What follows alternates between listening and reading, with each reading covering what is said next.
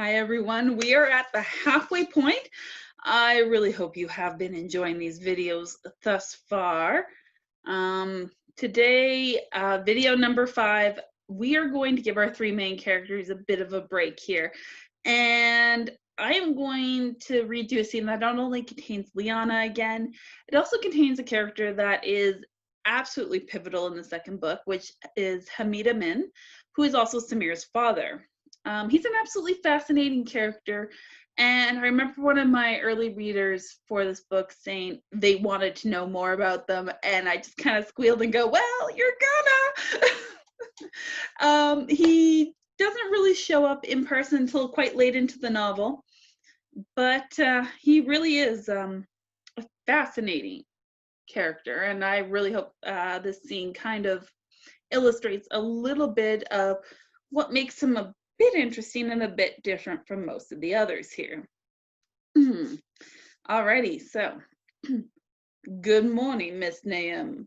An unexpected rich baritone voice said from the door of the old office she'd chosen to hide in today. You're hard to find. She had no idea how anyone had found her here. Curbing her temper, she looked up and froze at the sight of the man standing there.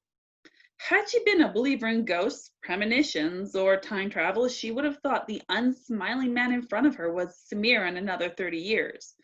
It took a few seconds before her brain caught up to her eyes.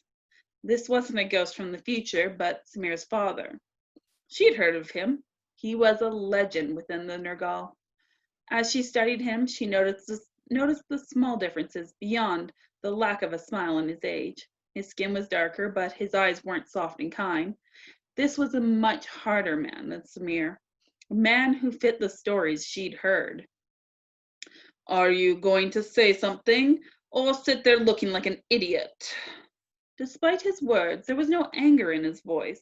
It was the same even tone in which he had said, "Good morning."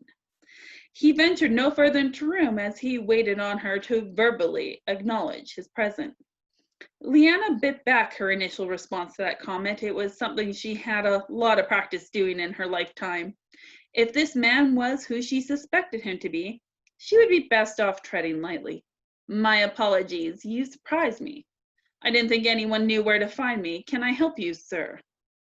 Miss Nahum, I am Hamid Amin. He dipped his head in a brief nod of greeting before entering the room, making sure the door was secured behind him. He took the only other seat in the mostly barren office.